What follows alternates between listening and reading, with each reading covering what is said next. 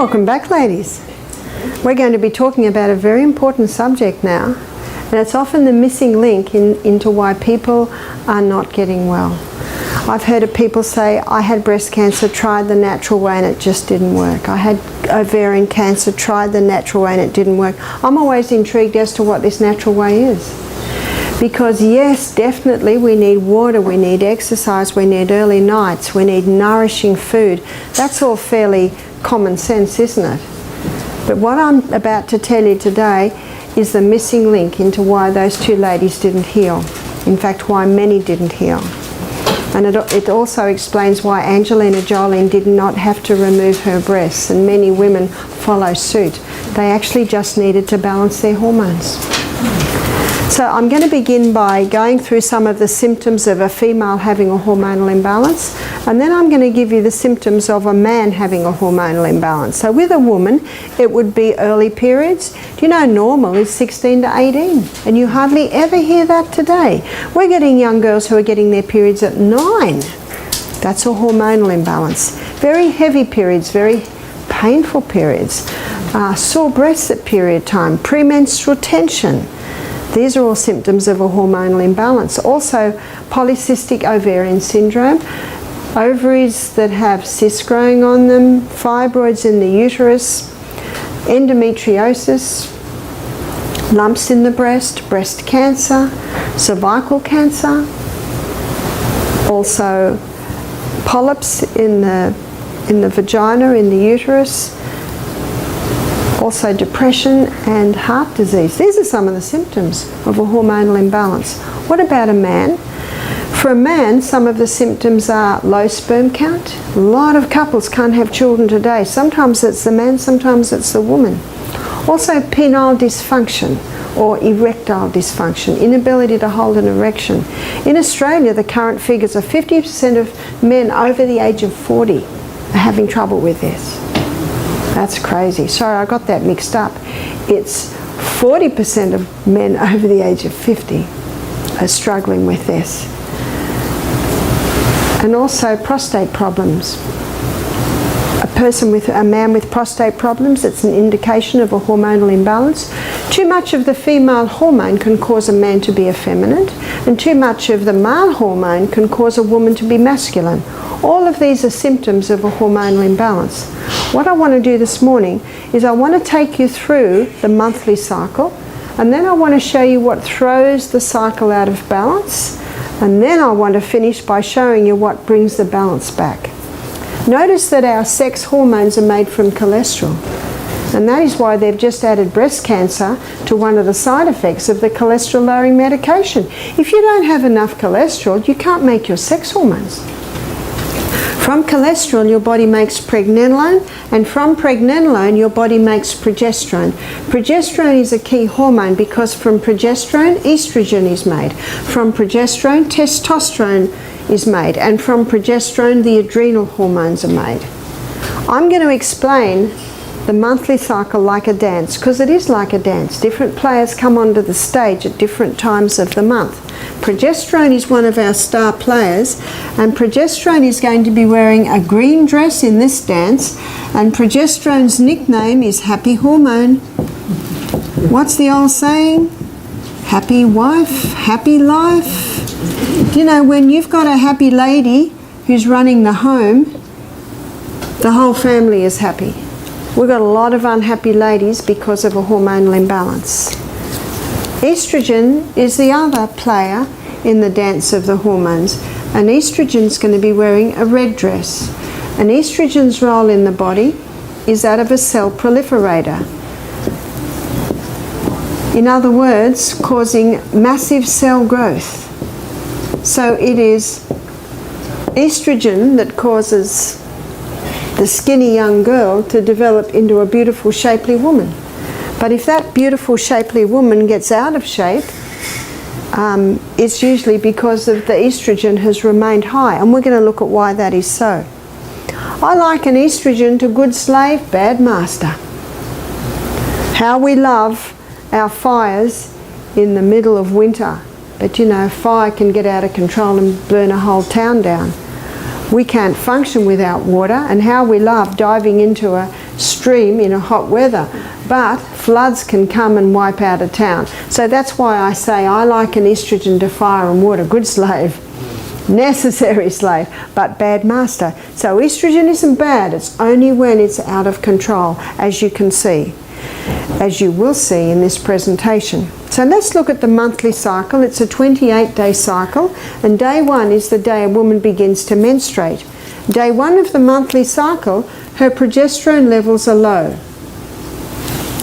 Day 1 of the monthly cycle, estrogen levels are also low, but by day 7 they're starting to rise. Up until day 11 they're quite high.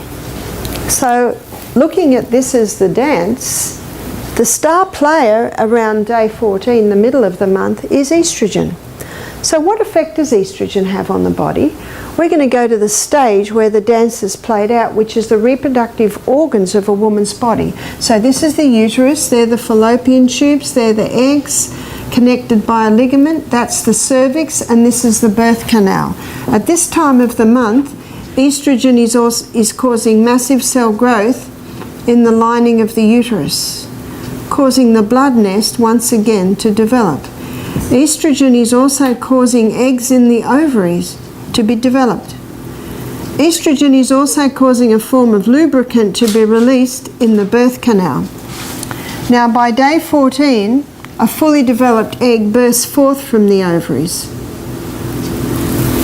Those little filaments on the end of the fallopian tube pull the egg up.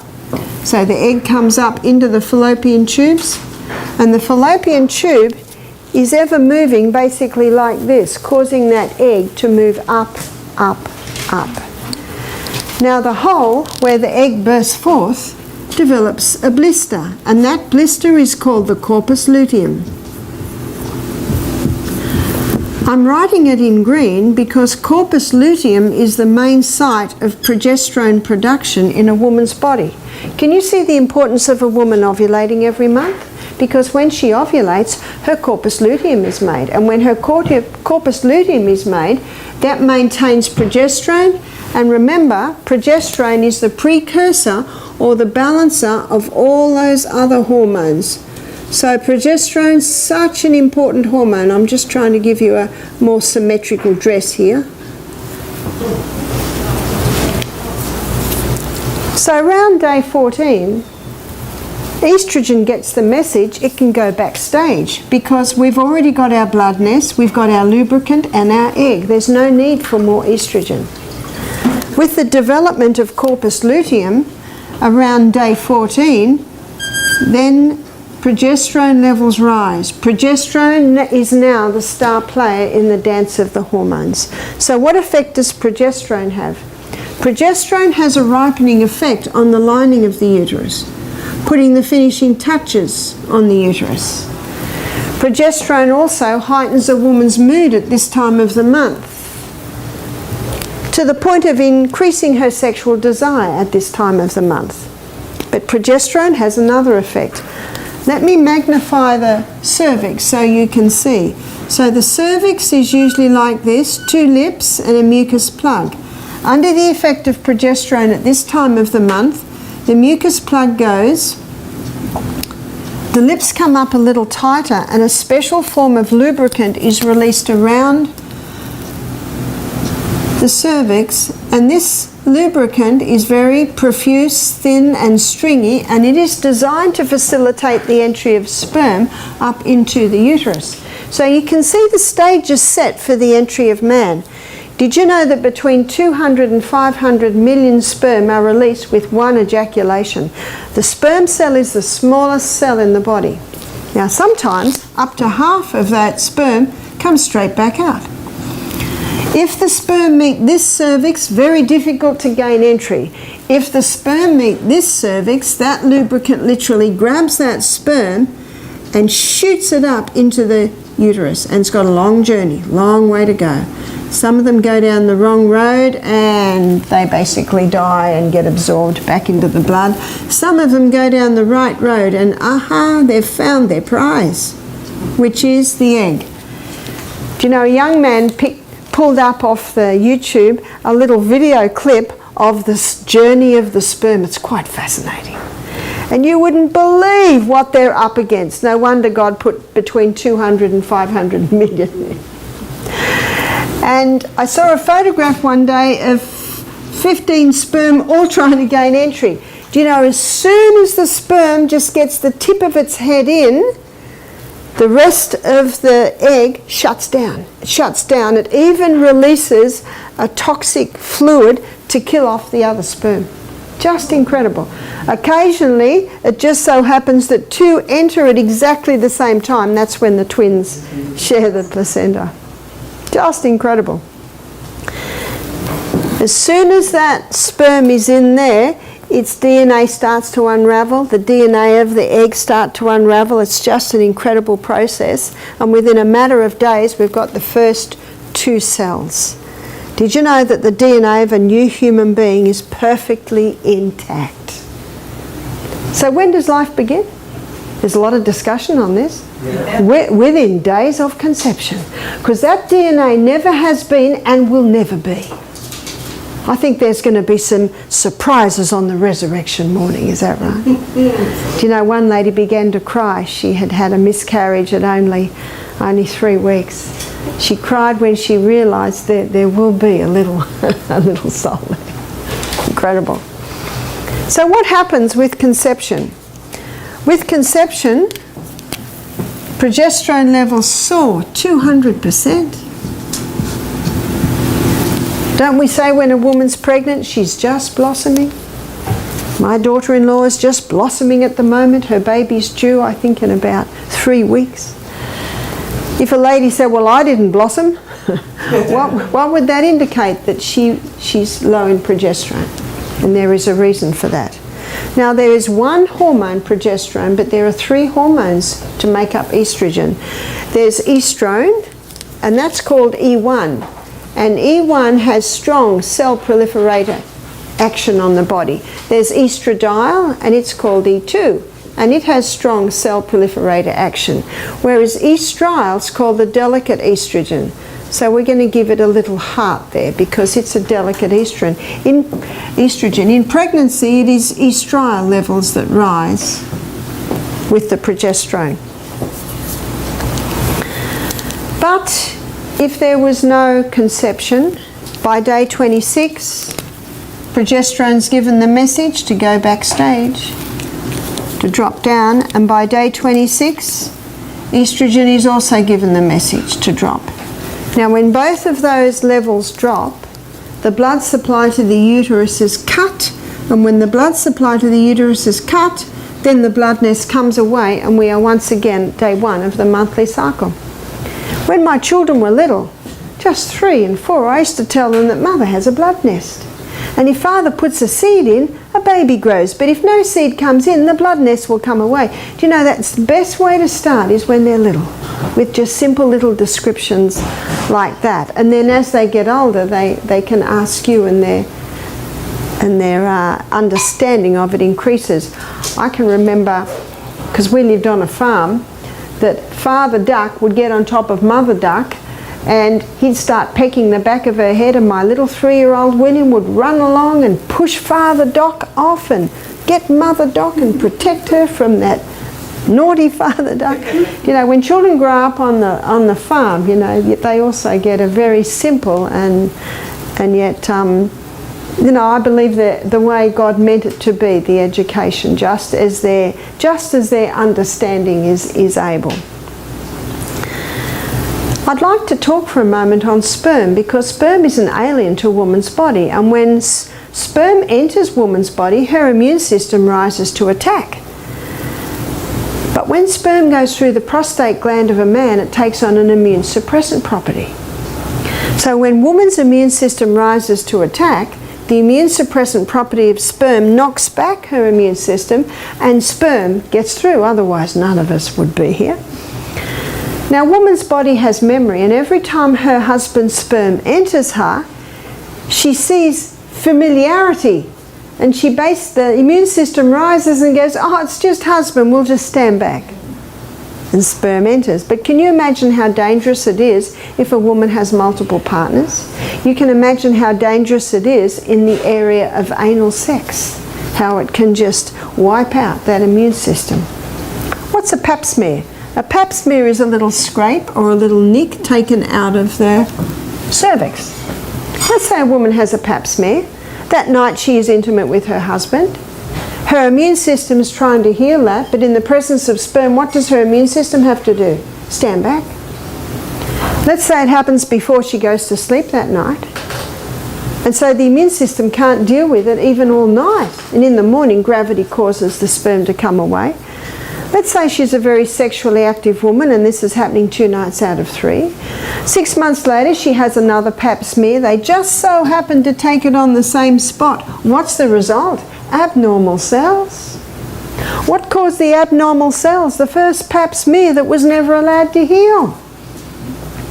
Women should be told that for 4 weeks after a pap smear not to allow sperm to enter her. Would it take 4 weeks? Not in a healthy woman. But there are some women that go to bed too late, that don't exercise, don't drink enough water, live on too much coffee, are eating devitalised food. It would take 4 weeks in that woman. In a healthy woman, it should be healed in about 10 days. One lady said, my husband can't wait 4 weeks. I said, well, he needs to wear a condom, but that sperm must not enter until that cervix is healed. So let's have a look now at what's causing the imbalance. Because as we've looked at Newton's third law of motion, to every action there is an equal and an opposite reaction. There is a reason for the imbalance that we are seeing. And the main cause of the imbalance, one of the main causes, is the contraceptive pill. 1957, the first contraceptive pill was introduced to women. 1960s is called the sexual revolution. Women wanted to be able to have sex without falling pregnant, so they were given the pill. But one writer in Australia, she calls it the mass murder of millions of women. Men and women have, are, and will continue to pay a very high price for this so-called sexual freedom. What is the pill? What does it do? The pharmaceutical companies grow acres and acres of Mexican wild yam. Now that Mexican wild yam contains a plant chemical called diosgenin. And in a laboratory, diosgenin can be converted into progesterone. Pharmaceutical company can't patent that. It's like they can't patent sodium bicarb either. Because you can't patent something that's already there. So what they do is they add a few more atoms and come up with a synthetic progesterone. They add a few more atoms and they come up with a synthetic estrogen. You see, in the 80s, the pill contained pure estrogen. And they quickly acknowledged that that pure estrogen was feeding cancer. So every pill today has to contain the synthetic estrogen and the synthetic progesterone. Has that fixed everything? No. Because it's progestin or progestone, and it blocks your progesterone receptor sites. It really hasn't fixed anything. But when the woman takes the pill, it's fed into that biochemical pathway that your body uses to make its own hormones, and it causes a disruption, and the body says, must be pregnant. So it stops releasing the egg. So the woman doesn't fall pregnant. So for 3 weeks she takes the pill. And then for 1 week she stops and takes a sugar pill, and the body goes, oh, mustn't be pregnant. Choke and bleed. After a week, back on the hormones. Oh, must be pregnant. Can you see this imbalance that's starting to happen? But what I want to illustrate to you is what's this causing. You see, your number one hormone should be progesterone because it balances all the others. Month after month on the pill. No ovulation, no corpus luteum. Where's progesterone going?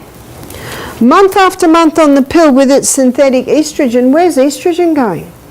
We've got a problem, sadly too common today, called estrogen dominance, progesterone deficiency. Good slave, bad master is now the master. And what does the cycle look like now? Estrogen's up here. Estrogen with its cell proliferator action, causing massive cell growth in the uterus. There's the fibroids. Massive cell growth on the ovaries. There's your polycystic ovarian syndrome. There's your cysts on the ovaries. There's your endometriosis. This is your abnormal cells on the uterus, on the cervix. These are your cysts in the breasts. This is your breast cancer. This is your uterine cancer, your ovarian cancer. And the lady cannot lose weight because of the high estrogen.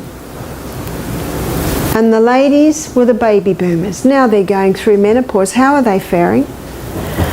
They can't lose weight. They're having hot flushes. Estrogen causes capillary dilation, causes all the blood to rush to the skin. Then, whoo, hot. By the way, where's progesterone in all this? Down here. The woman's depressed. She's got no happy hormone at all. She has no desire for sex. And when she has sex, it's painful because the cells lining the birth canal have become so tender. There is no lubricant. She is, of all women, most miserable. And she knows. She looks at her husband and he's starting to look at his secretary. It's a terrible state of affairs. So the woman goes to the doctor. She's in a mess. So he gives her something to stop the hot flushes, and it will. It's called hormone replacement therapy. Why does it stop the flushes? Because now the body thinks it's pregnant again. And instead of putting its energies to the skin, it puts its energies in the breasts and the uterus. 6 years later, she has a lump. It's breast cancer. Her doctor takes her off HRT immediately. Why? He knows. So if you say to the physician, why do you do it if you know? He says, well, she was suffering and it brought her relief. That is true. But you ask the woman, what would you prefer, breast cancer or hot flushes? What's the answer? Bring on the flushes. Yeah. I'll build a pool. I'll get a fan. And the other thing he says is, not every woman gets breast cancer, and that's true. But I don't know, I'm not interested in playing Russian roulette with my health. Russian roulette with my health. No, it is certainly not the answer. Now let's have a look at the daughters of the baby boomers. They're the women that are getting breast cancer. They're the women that are cutting off their breasts. They're the women who are getting polycystic ovarian syndrome. They're the women that are getting the fibroids, the cysts under the endometriosis. One 25-year-old girl said, doctor says I've got endometriosis. He says I'll be all right when I go through menopause. What's that? Another 25 years of suffering? What's he just acknowledged? When a woman goes through menopause, her hormones drop. He's just acknowledged it's that high estrogen that's feeding it, because when you go through menopause, it drops. Now, if a woman's balance is right and she goes through menopause, they drop. If a woman's imbalance is like this and she goes through menopause, what's happening? Can you see the imbalance is still there? Some women say, no, Barbara, that was 30 years ago I was on the pill. I say, that's right. And the balance is still out. Some women won't have weight gain. Some women will get breast cancer. Some women won't get breast cancer or flushes, but they'll have migraines. So there's all different scenarios. One lady who'd been on the pill for 7 years, but she lived quite healthy, she went through menopause and got all the symptoms, and she thought she'd be right because it was 30 years ago. And she'd had no symptoms up till there. And I've met some people who've never been on the pill, their mothers have never been on the pill, and yet they've got the imbalance. What's happening to the men, the sons of the women who are on the pill? They're the ones with penile dysfunction. They're the ones with low sperm count. They're the ones that experience this effeminate behaviour. I have to be careful what I say in Australia on that one. It's a touchy subject. Do you know, it's not the only cause, but it certainly are contributing factors. There's more.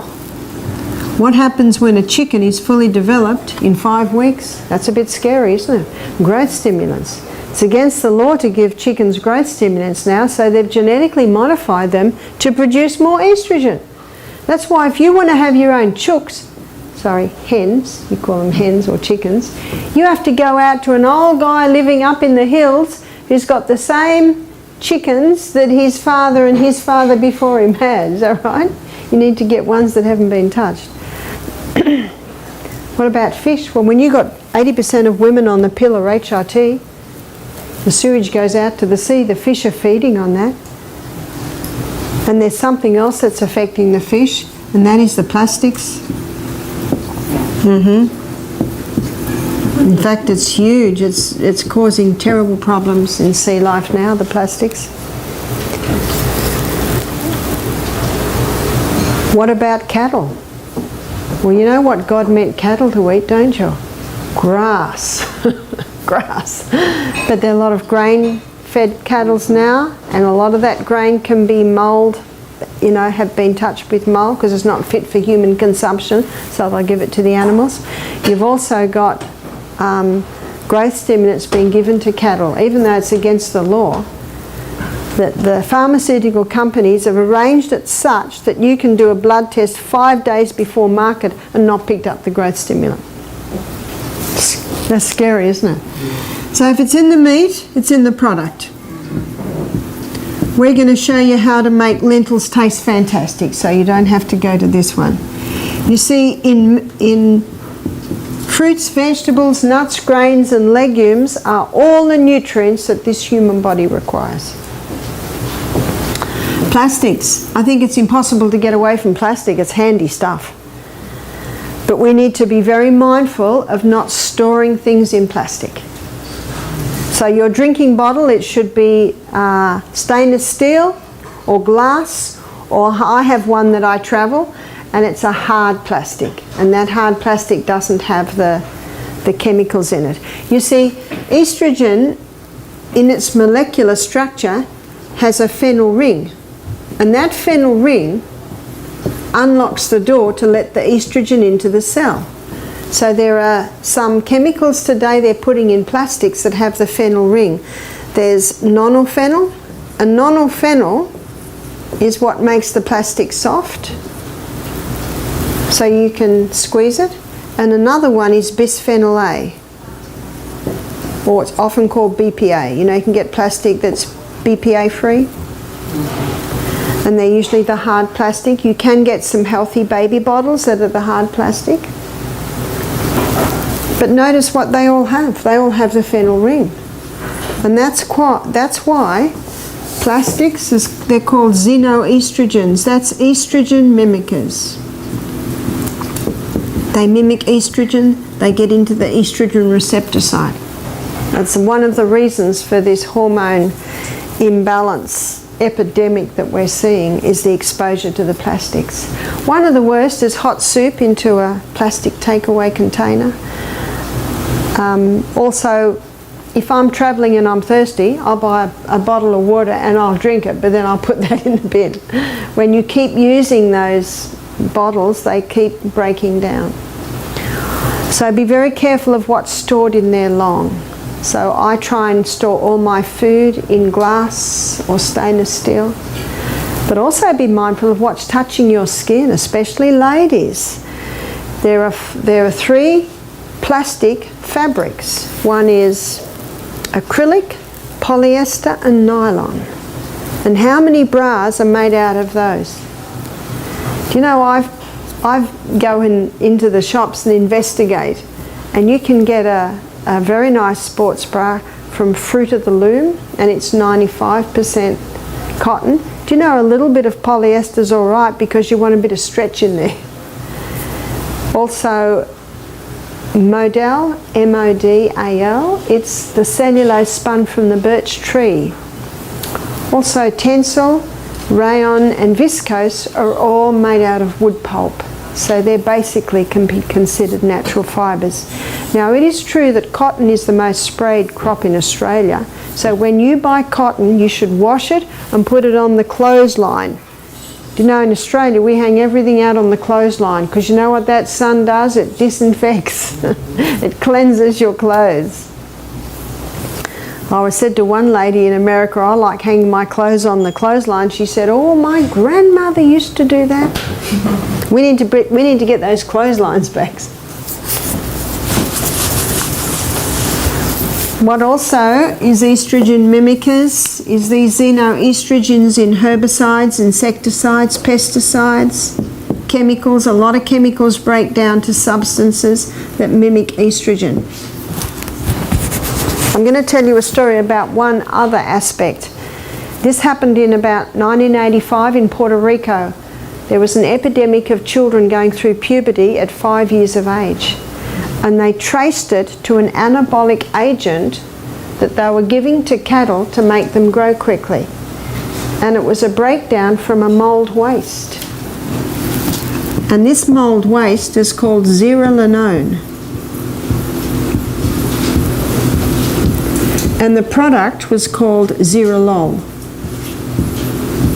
Now the farmers thought because it wasn't actually a chemical, they could give it to the cows right up until, a couple of weeks before market. But as I showed you on Monday, these mould wastes are quite toxic. So that zearalenone, that mould waste, has an estrogenic effect on the body. In fact, grains grow it easily. And that's why people on high wheat diets, they can be getting a little bit of an overload of zearalenone. Because a small amount is allowed through, otherwise no wheat would ever be passed. So they discovered that women were eating meat in pregnancy that had had the Zeralol, causing it to grow quickly, and then that was affecting their babies, so their babies were going through puberty at 5 years of age. This is in Puerto Rico, 1985. So I'm going to show you 4 different types of estrogen. Now these are 4 cells, and these are 4 estrogen receptor sites on the cell. So this one is the xenoestrogen, and xenoestrogen is 20,000 times stronger than the plant. So there's the plant there. So, sorry, I've made a mistake there. That's human. So how big is xenoestrogen? It's huge. And this is zearalenone. And it's 1,000 times stronger than the human. So it's about this big. Well, how big's human? Human estrogen's that big. And it's 20,000 times stronger than the plant. So how big's the plant? The plant is only a tiny little thing that just slips into the receptor site like that. So where do you find the plant's estrogens? You find the plant estrogens in red clover, in some greens, in soy. And this plant estrogen, because it's a plant, it comes to the receptor site and it knocks. Excuse me, can I come in? And the cell says, no, we've got enough. So you know what the plant estrogen does? Sits in the receptor site, protecting that receptor site from these 2 guys who are the nasties. But if it knocks on the door and says to the cell, do you need me? And the cell says, oh yes please, it will come in. Psalm 104 verse 14, the Bible says God gave herbs for the service of man. I love that illustration because plants come in and say, where would you like me? I am here to serve you. Whereas these chemicals, they said, get out of my way, I'm coming in whether you need it or not. And those xenoestrogens have this strong cell proliferator action. Can you see that? Now here's the soybean grown in America today. It's called Roundup Ready. Why is it called Roundup Ready? It's been genetically modified to resist Roundup.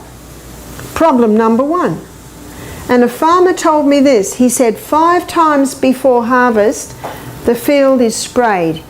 He said all the weeds die and the soybean keeps growing. That's a bit scary, isn't it? So that soybean, not only has it been genetically modified, but it has 5 doses of chemicals in it.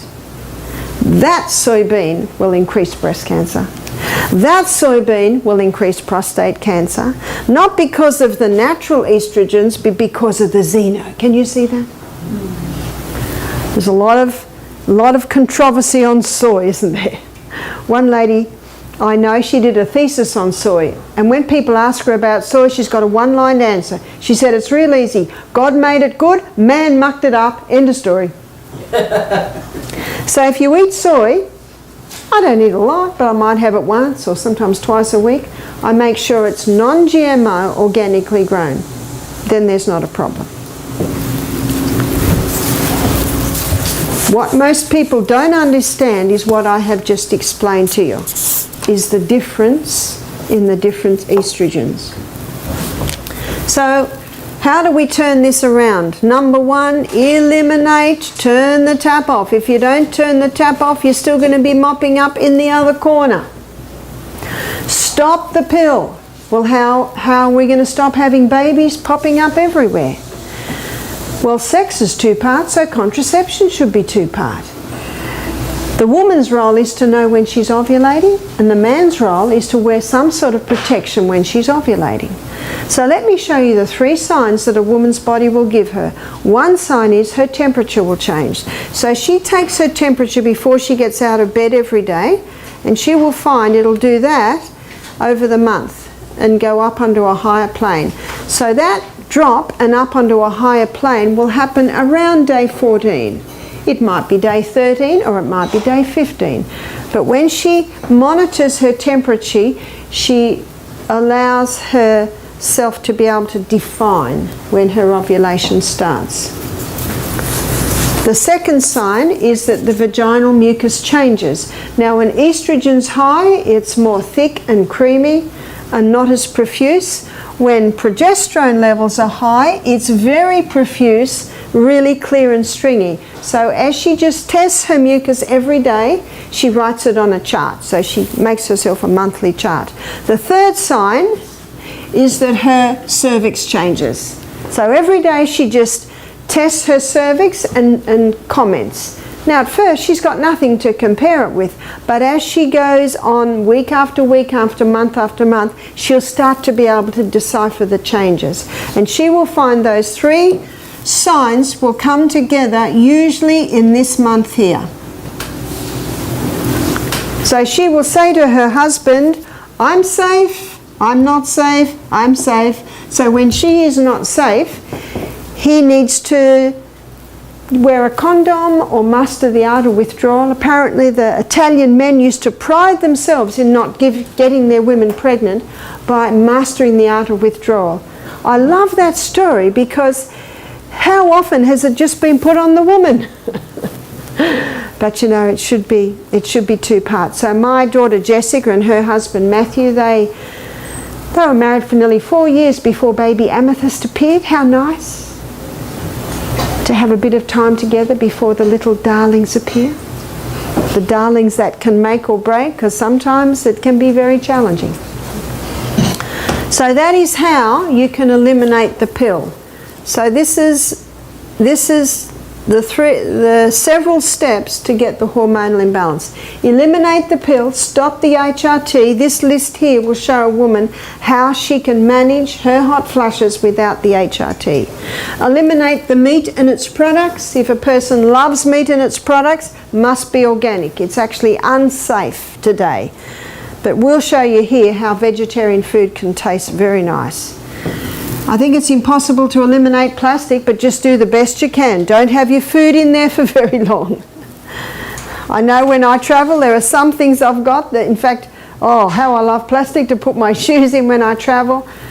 If I was going on a picnic and I had in the car with lots of things rattling, I might put some of my things in plastic. But if I put it in plastic containers, I'll often line it with greaseproof paper, something like that. What about children at school? You can't send them to school with glass containers, but you can get BPA-free plastics today. So you just do the best you can. Have a good look at the clothes you're wearing. Go organic as much as possible. Get the chemicals out of your home. And this 4th one, to be able to protect yourself from zearalenone, try and cut out the wheat. I don't eat wheat hardly ever. Sometimes if I travel I eat a little and I can handle it because I hardly ever eat it. If someone's got a health problem, they need to totally stop it. And once they've conquered their health problem, they might be able to have a little now and then. So number 1 is turning the tap off. Number 2, your liver has the ability to detoxify you from environmental poisons. There's the liver.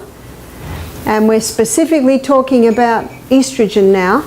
If the liver puts the estrogen down the hydroxy 2 pathway, it goes out of the body. If the liver takes the estrogen down the hydroxy-16 pathway, it comes back in 100 times worse. So you can see, ladies, we don't want the hydroxy-16 pathway. We want the hydroxy-2. I'm going to call it highway 2 and highway 16. And I'm going to make a list of foods and herbs and vitamins that stimulate highway 2, getting rid of that estrogen, and inhibit highway 16, which wants to keep it back in. One is the cabbage family. The cabbage family contain a plant chemical called indoles. And these indoles stimulate highway 2 and inhibit highway 16.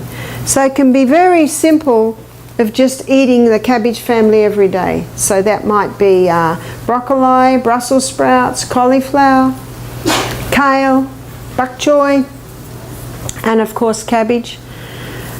High estrogen opposes thyroid function. So people that have a thyroid problem, it can be a hormonal imbalance, and people that have a thyroid problem, they need to be cautious of raw brassica. Raw brassica or raw cabbage family contain goitrogens, and goitrogens inhibit thyroid function. So if someone's got underactive thyroid gland, they need to cook all their cabbage family, because cooking disarms the goitrogens. If someone has a hyperthyroidism, hyperactive thyroid, go for the raw cabbages, because you want to slow that thyroid down. Can you see that difference? Just a comment as we talk on the cabbage family. So now we're looking at what else can stimulate highway 2 and inhibit highway 16 is flaxseed. So that's a really easy one to grind up for your breakfast every day. And licorice. If you've got high blood pressure, forget the licorice. Also,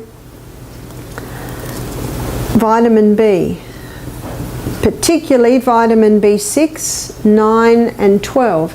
Now the highest source of your B vitamins is raw nuts and seeds, but if someone has a hormonal imbalance, they may initially need to supplement.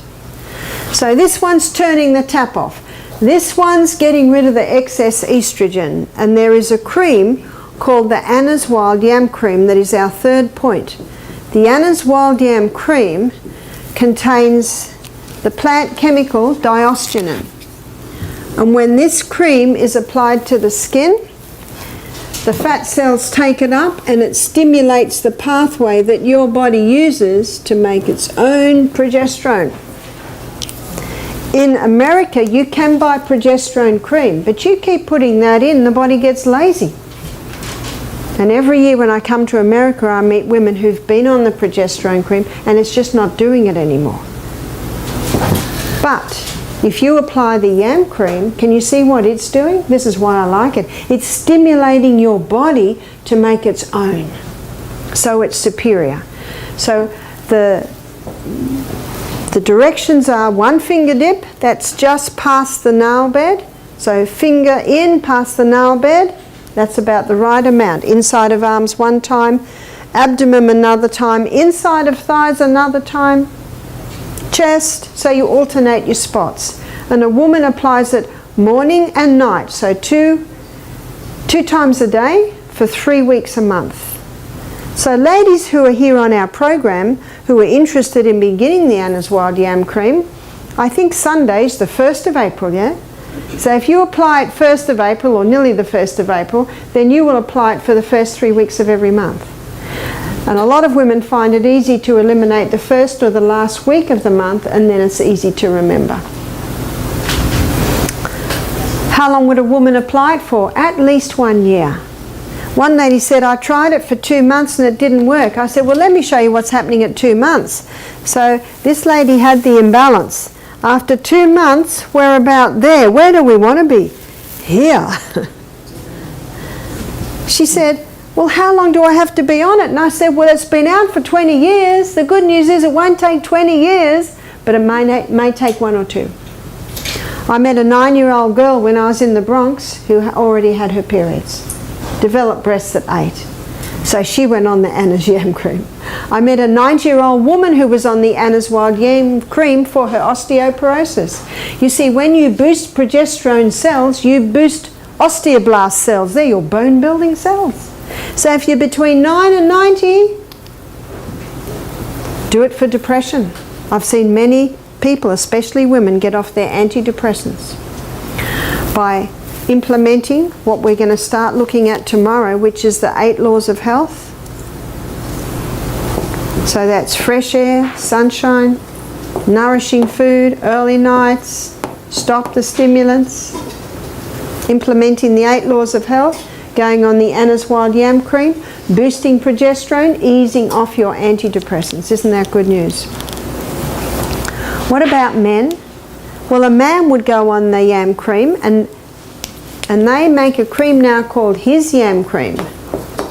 And it's the same really as the Anna's, but it's got a few herbs specific for men. So the His Yam Cream, a man will apply just a little bit, just the very tip of the finger twice a day, and he doesn't have a break because men aren't cyclic like women. Why would a man be on it? To help if he was a little effeminate. It would help with his masculinity, to help get the testosterone levels down, to conquer prostate problems. One man said, forgive the French, he said, this cream just puts lead in my pencil. So it helps with penile dysfunction. So let's go back to the menopausal women. They're overweight, yes, this will help. They've got no desire for sex, yes, this will help. Sex is painful, there's no lubricant, the cells are they're very, very tender. Well, there's something that a woman can do that will get help with that within a couple of weeks, and that is yoni stones.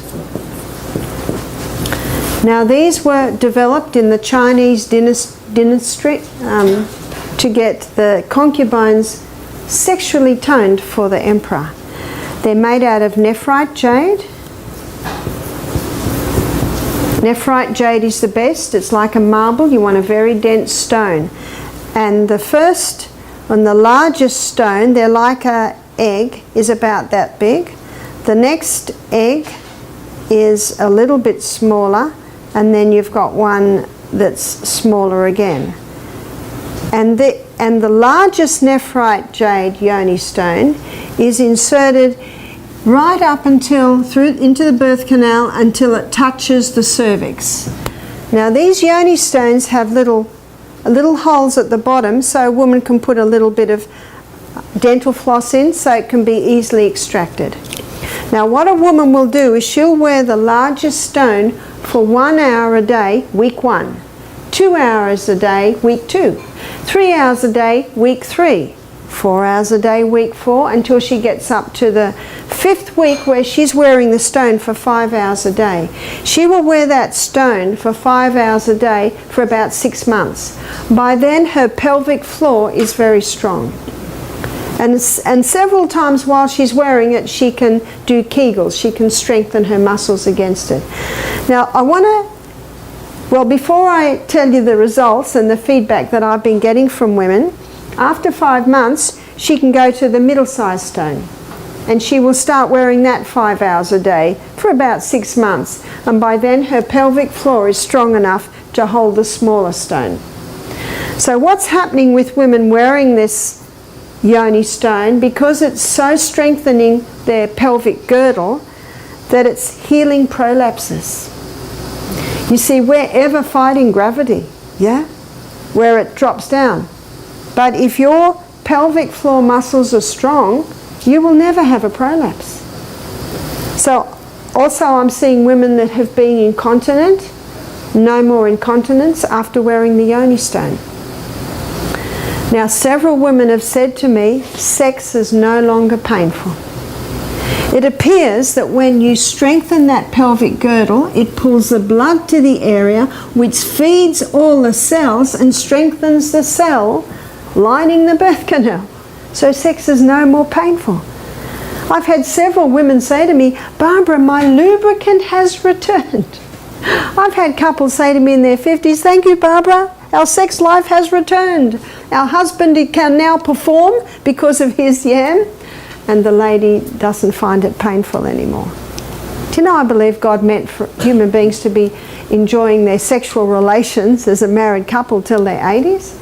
But I find people in their 50s, and sometimes if the man is very sexually active, he gets very frustrated because you know, his poor wife, he doesn't know what to do. He needs to be relieved, but his wife, it's so painful. So I've seen many couples return to that, enjoying that part of their relationship again. My daughter Jessica, she had a home birth. Oh, her baby's 7 now. 7 years ago, and the midwife who attended her was in her 50s, and she told her a story. She said, I had a prolapse of my vagina and partly uterus. She said, I went to the doctor. He said, you will need an operation and I will have to use the mesh. You've heard of the mesh? In Australia there are 800 court cases at the moment because of what that mesh has done. Where does the problem lie? Is it the mesh? The poor doctors, they have to use the mesh because there is no tone in the muscles. Can you see that?